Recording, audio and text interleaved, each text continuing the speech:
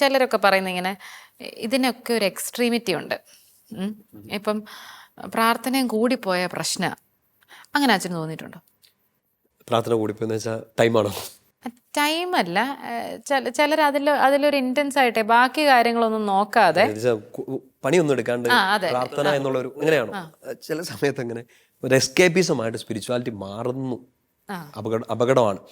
ഇപ്പം ഞാനൊരു വൈദികൻ നിലയിൽ ഇത് പറയല്ല, ഒരു കുടുംബജീവിതം നയിക്കുന്ന ഒരാൾ, അയാൾക്ക് ചെയ്യാൻ പറ്റുന്ന ഏറ്റവും നല്ല സ്പിരിച്വൽ ആക്ടിവിറ്റീസിലൊന്ന് ആ കുടുംബത്തെ മര്യാദയ്ക്ക് നടത്തുക എന്നുള്ളതാണ്.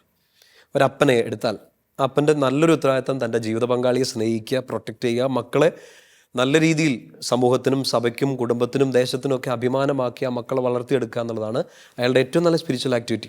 അതിന് അയാളെ ഹെൽപ്പ് ചെയ്യും അർപ്പിക്കുന്ന വിശുദ്ധ ബലി, പ്രാർത്ഥന, കുടുംബ പ്രാർത്ഥന, വചനവായന, പേഴ്സണൽ പ്രെയർ, ഇതെല്ലാം അയാളെ ഹെൽപ്പ് ചെയ്യും ഒരു കുടുംബജീവൻ നയിക്കുന്ന ഒരാളെ. പക്ഷെ അവിടെ വെച്ച് അയാൾ ഭാര്യയെ നോക്കുന്നില്ല. ഞാൻ എക്സാമ്പിൾ പറയുന്ന ഒരു മെയിൽ കൺസെപ്റ്റ് നിന്നുകൊണ്ട് പറയുകയാണ്. അയാളുടെ ഭാര്യയെ ശ്രദ്ധിക്കുന്നില്ല, അവൾക്ക് ആവശ്യമായ സമയം കൊടുക്കുന്നില്ല. നേരെ തിരിച്ചും, ഞാനിപ്പോൾ ഒരു ഭാര്യ ഫുൾ ടൈം പ്രാർത്ഥന മാത്രമാണ്, ജീവിത പങ്കാളിയെ ശ്രദ്ധിക്കുന്നില്ല, മക്കളെ ശ്രദ്ധിക്കുന്നില്ല, അപ്പനെ അമ്മേനെ മൈൻഡ് ചെയ്യുന്നില്ല. It's a wrong spirituality. Isho അതല്ല ആഗ്രഹിക്കുന്നത്. ഇല്ലെങ്കിൽ സ്പെഷ്യലി ആ കോൾ സ്വീകരിച്ചു വാ. അവിടെയാണ് ഞാനൊരു വൈദികൻ എന്ന നിലയിൽ അതിന് ഉത്തരം പറയേണ്ടത്. എനിക്ക് ഒരു ഭാര്യയെ നോക്കാൻ പറ്റാഞ്ഞിട്ടോ മക്കളെ വളർത്തിയെടുക്കാൻ പറ്റാഞ്ഞിട്ടോ അല്ല.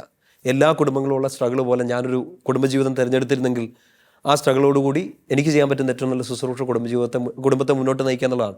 പക്ഷെ അതല്ല, മറ്റൊരു രീതിയിലുള്ള ലൈഫ് സ്റ്റൈൽ നിങ്ങൾ ആഗ്രഹിക്കുന്നുണ്ടോ? ഒരു വൈദികനായിട്ടോ സന്യസ്തയായിട്ടോ ഇനിയൊരു ഏകസ്ഥ ജീവിതം, നമ്മൾ പറയുന്നത് ആളെ കിട്ടാത്തതുകൊണ്ട് സിംഗിൾ ലൈഫല്ല, ഏകസ്ഥ ജീവിതം അതിൻ്റെ ബ്യൂട്ടിഫുൾ സെൻസ്, ആ സെൻസിൽ നിങ്ങൾക്ക് ജീവിക്കാൻ പറ്റുന്നുണ്ടെങ്കിൽ ജീവിക്കണം. അതിനകത്തൊരു സ്പിരിച്വാലിറ്റിയുടെ എക്സ്ട്രീം ഇല്ല. ഒരു വൈദികൻ എന്ന നിലയിൽ ചിന്തിക്കുമ്പോൾ ഡെയിലി ഞാൻ എഴുന്നേക്കുന്ന ഒരു 4:30 മണി മുതൽ വൈകിട്ട് ഞാൻ കിടക്കാൻ പോകുന്ന ഒരു 10 മണി വരെ, ഞാൻ ഒരു ജനറൽ ടൈം എടുത്താണ്, ആ സമയം വരെ എനിക്ക് സ്പിരിച്വൽ ആയിരിക്കുന്ന സമയം, സ്പിരിച്വൽ അല്ലാത്ത സമയം. വൈദികനെ സംബന്ധിച്ച് അതില്ല. ഞാൻ ഡ്രൈവ് ചെയ്യുകയാണെങ്കിലും, ഞാൻ പ്രസംഗിക്കുകയാണെങ്കിലും, ഞാൻ ചുമ്മാ ഇരിക്കുകയാണെങ്കിലും ആം എ പ്രീസ്റ്റ്. സ്പിരിച്വൽ ആയിരിക്കണം. സ്പിരിച്വൽ എന്ന് പറയുമ്പോൾ എന്നെ വിളിച്ച, ഇല്ലെങ്കിൽ ഞാൻ ചൂസ് ചെയ്തിട്ട് ഈശോ അപ്രൂവ് ചെയ്ത് തന്ന ഈ സ്പിരിച്വൽ ലൈഫ്, അത് 24/7 ആണ്. അച്ഛൻ പറഞ്ഞ അതിലൊരു മനോഹരത, ഞാൻ ആഗ്രഹിച്ചു, ഞാൻ ഈശോയുടെ അടുത്ത് പോയി, ഈശോ അപ്രൂവ് ചെയ്തു. ആ അപ്രൂവലിലൊരു പ്രാർത്ഥനയുടെയും വിശ്വാസത്തിന്റെയും ഒക്കെ കൺസെപ്റ്റുകൾ കിടപ്പില്ല അച്ഛാ? എൻ്റെ പേഴ്സണൽ പ്രാർത്ഥന. അതെ. അച്ഛനിപ്പോൾ ചെറുപ്പം തൊട്ടേ പ്രാർത്ഥിച്ച് ഒരുങ്ങി വൈദികനാകാൻ പോയി എന്നിരിക്കട്ടെ, അല്ലാത്തൊരു എന്നിരിക്കട്ടെ എന്ന് പറയുമ്പോൾ അത്ര വലിയ വിശ്വാസം ഇല്ലെന്ന് തോന്നല്ലോ. വിശ്വസിക്കണ്ട. കാരണം അങ്ങനെ ഒരു ചൈൽഡ്ഹുഡ് ഓൺവേഴ്സ് ഇങ്ങനെ ഒരു പ്രീസ്റ്റ്ഹുഡ് ഫോർമേഷന് വേണ്ടി കിട്ടിയ ഒരു ലൈഫ് ഒന്നും ആയിരുന്നില്ല എൻ്റെ. അങ്ങനെ ആയിരുന്നില്ല. ഞാൻ 3ാം ക്ലാസ്സിലൊക്കെ പഠിക്കുമ്പോഴാണ് എനിക്കൊരു അച്ഛനാവണമെന്നുള്ളൊരു ചിന്ത വന്നേ. അതും പ്രീസ്റ്റ്ഹുഡിനെ കുറിച്ചോ വിശുദ്ധ കുർബാനയെ കുറിച്ചോ ഒന്നും ചിന്തിച്ചിട്ടൊന്നുമല്ല. ഞാൻ നോക്കുമ്പോൾ എൻ്റെ ഇടവകയിൽ തലശ്ശേരി അതിരൂപതയിൽ വിളക്കന്നൂർ എന്ന് പറഞ്ഞൊരു കുഞ്ഞിടവകയാണ്. ഈശോയുടെ ദിവ്യാനത്തിൽ ഈശോയുടെ തിരുമുഖം പ്രത്യക്ഷപ്പെട്ട ഇപ്പോൾ ഒത്തിരി ഫേമസ് ആയിരിക്കുന്ന ഒരു പള്ളിയാണ്. അപ്പം അന്ന് എൻ്റെ ചിന്ത എന്നാന്ന് വെച്ചാൽ 3ാം ക്ലാസ്സിൽ ഒക്കെ പഠിക്കുന്ന സമയത്ത് എനിക്ക് തോന്നുന്നു 3ാം ക്ലാസ്സിൽ പഠിക്കുമ്പോഴും ഞാൻ എത്രയോ തവണ വേദപാഠ ക്ലാസ്സിൽ നിന്ന് മുങ്ങി നടന്നിട്ടുണ്ടെന്നുള്ളത് എന്നെക്കാട്ടും കൂടുതൽ എൻ്റെ കസിൻ ബ്രദറിനെ അറിയത്തുള്ളൂ. തല്ലിപ്പൊളി ആയിരുന്നില്ല, പക്ഷേ വേദപാഠ ക്ലാസ്സിൽ കയറുമ്പോൾ എന്തൊക്കെയോ ഒരു അസ്വസ്ഥത തോന്നുന്ന എന്തോ ഒരു രോഗം എന്നെ ബാധിച്ചിരുന്നു. അങ്ങനെ ഒരുത്തൻ അച്ഛനായ ശരിയാവുമോ എന്നൊക്കെ ചിന്തിക്കാം. അന്ന് എനിക്ക് പ്രീസ്റ്റ്ഹുഡിനെ കുറിച്ചുള്ള കൺസെപ്റ്റ് ഞാൻ നോക്കുമ്പോൾ എൻ്റെ ഇടവകയിൽ മാറി മാറി വരുന്ന അച്ഛന്മാരെല്ലാം നല്ല സുന്ദരന്മാരാണ്, നല്ല കവിള്, നല്ല മിടുക്കന്മാർ. ഞാൻ വിചാരിച്ച് അച്ഛനായ സുന്ദരനാകുമെന്ന് വിചാരിച്ചു. എൻ്റെ പ്രീസ്റ്റ്ഹുഡിനെ കുറിച്ചുള്ള ഞാൻ പറഞ്ഞത് ഏറ്റവും സ്റ്റുപ്പിഡിറ്റിയാണ് ഇന്ന് ഞാൻ ചിന്തിക്കുമ്പോഴേ. പക്ഷേ എനിക്കത് അന്ന് അത്രയും മനസ്സിലാവുള്ളൂ. ഞാൻ ബാലരമ വായിച്ചുകൊണ്ട് നടന്നു. ജമ്പനെയും തുമ്മനെയും ഇഷ്ടപ്പെട്ടതുപോലെ തന്നെ ഞാൻ ഇഷ്ടപ്പെട്ട് നാളെ അച്ഛനാവണമെന്ന്. അത്ര ബേസിലല്ല, അതിനെക്കാട്ടും തറ ലെവലിൽ തുടങ്ങിയതാണ്.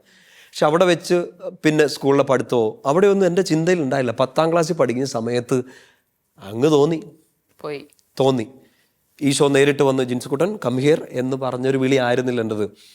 I knew my weakness. എൻ്റെ കുറവുകളെ എനിക്ക് നന്നായിട്ട് അറിയാമായിരുന്നു, എൻ്റെ പ്രശ്നങ്ങളെ എനിക്ക് നന്നായിട്ട് അറിയാമായിരുന്നു, എൻ്റെ കോംപ്ലക്സുകളെ എനിക്ക് നന്നായിട്ട് അറിയാമായിരുന്നു. ആ പ്രായത്തിൽ ഇതൊക്കെ മനസ്സിലാക്കാൻ പറ്റിയതെന്നുള്ളത് തന്നെ ഒരു അനുഗ്രഹമായിട്ടാണ് ഞാൻ കാണുന്നത്. ഞാൻ ചിന്തിച്ചു, 10ാം ക്ലാസ് കഴിഞ്ഞ് സെമിനാരിൽ കയറിയ സമയം മുതൽ തന്നെ ഞാൻ ചിന്തിച്ചു ഇതെന്നെക്കൊണ്ട് പറ്റണ പണിയല്ലാന്ന്. വീട്ടിൽ നിന്ന് പെർമിഷൻ കിട്ടിയില്ല. ചേച്ചി ചോദിച്ചു ആരെ കാണിക്കാനാന്ന് ചോദിച്ചു. ചാച്ചൻ ചോദിച്ചു എപ്പോൾ വരുമെന്ന് ചോദിച്ചു. അമ്മ ചോദിച്ചു എല്ലോ ആകുമോ എന്ന് ചോദിച്ചു. അവിടെയായിരുന്നു എൻട്രി. പക്ഷേ I said yes to Lord. നേരിട്ട് വന്ന് വിളിച്ച് ഇങ്ങ് വരുമോ എന്ന് ചോദിച്ചപ്പോൾ എസ് പറയല്ല, ഒരു ഡിവൈൻ സ്പാർക്ക് എവിടെയൊക്കെ കിട്ടി. എനിക്ക് തോന്നുന്നു അതെല്ലാ പുരോഹിതരുടെയും ജീവിതത്തിലുണ്ടാവും. എൻ്റെ ചിലപ്പോൾ ഒരു വേഴ്സ് കണ്ടീഷൻ ആയിരിക്കാം, തറ പൊളിച്ചിട്ട് അതിൻ്റെ അടി കിടക്കുന്ന ഒരു ലെവലിലായിരിക്കാം. ഒരു എസ് പറയാൻ മനസ്സ് തോന്നിച്ചു, പക്ഷെ ആ എസ്സിനോട് പലതവണയും ഞാൻ നോ പറഞ്ഞിട്ടുണ്ട്. ഫിലോസഫി പഠിക്കുന്ന സമയത്ത് നോ പറഞ്ഞിട്ടുണ്ട്, ബിഗ് നോ ഞാൻ പറഞ്ഞിട്ടുണ്ട്. തിയോളജി പഠിക്കുന്ന സമയത്ത്, തിയോളജി സെക്കൻഡ് ഇയറിൽ ഞാൻ നോ പറഞ്ഞിട്ടുണ്ട്. ഡീക്കനായ സമയത്ത് ഞാൻ നോ പറഞ്ഞിട്ടുണ്ട്. പട്ടം കിട്ടുന്നതിൻ്റെ തലേരാത്രി ഞാൻ നോ പറഞ്ഞിട്ടുണ്ട്. But he was always saying yes. നിൻ്റെ നോ അല്ല, എൻ്റെ ആദ്യത്തെ യെസ്, അത് മാത്രം മതിയായിരുന്നു ഈശോയ്ക്കും തോന്നി. എന്നെ പേഴ്സണലി വളർത്തിയതും ഇതൊക്കെ തന്നെയാണ്. ഞാനതാണ് ആദ്യം തുടങ്ങിയതും. ആ ഒരു ബന്ധം എനിക്ക് തോന്നി. അത്ര മിടുക്കനായിട്ടല്ല, അത്ര വിശുദ്ധിയിൽ ജീവിച്ചിട്ടല്ല, ഒരുപാട് തല്ലിപ്പൊളിത്തരങ്ങൾ, മീൻസ് തല്ലുപൊളിത്തരങ്ങളല്ല. എന്നെ സെമിനാറിലോട്ട് വിളിക്കാൻ വന്ന എൻ്റെ വൊക്കേഷൻ പ്രൊമോട്ടർ അച്ഛനോട് വികാരി അച്ഛൻ പറഞ്ഞത് കൊണ്ടുപോയി നോക്ക് എന്നാണ്. അതാണ് കിട്ടിയ പ്രോത്സാഹനം. പക്ഷേ എനിക്ക് തോന്നി ഇപ്പം തിരിച്ചു ചിന്തിക്കുമ്പം ഇപ്പം ഈശോ റിഗ്രറ്റ് ചെയ്യുന്നില്ല എന്ന്. I believe he's not sad about me. ഞാൻ ഈശോയെ പറ്റിച്ചിട്ടില്ലെന്ന് ഈശോയ്ക്ക് അറിയാം. നോ പറഞ്ഞിട്ടുണ്ട് പലതവണയും, പക്ഷേ ഈശോ എപ്പോഴും യെസ് തന്നെ പറഞ്ഞുകൊണ്ടിരുന്നു. ഈശോയ്ക്ക് കൈ കൊടുത്തു കഴിഞ്ഞാൽ നല്ല ഈ നമ്മുടെ ബംഗാളി പയ്യന്മാർ വഴിവരിക എത്തിച്ചിട്ട് ഈ കരിമ്പിൻ ജ്യൂസ് അടിക്കണം കണ്ടിട്ടില്ലേ? നമ്മൾ വിചാരിക്കും ഉമ്മാർക്ക് ഈ മോട്ടർ ഓഫാക്കിയാൽ എന്നാണ്. ഓഫാക്കത്തില്ല, ഇതിങ്ങനെ അടിച്ചുകൊണ്ടിരിക്കും.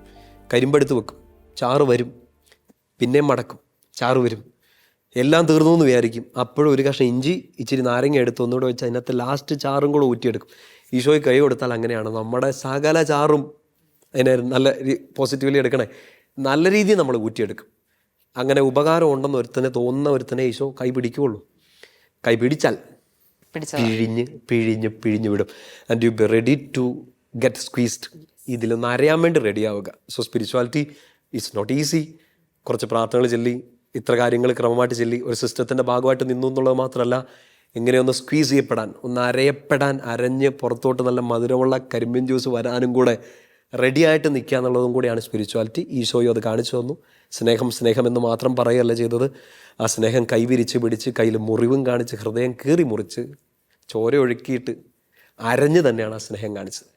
അപ്പം നല്ല സ്പിരിച്വാലിറ്റി, ഇച്ചിരി വേദനയുള്ള സ്പിരിച്വാലിറ്റിയും കൂടെയാണ്.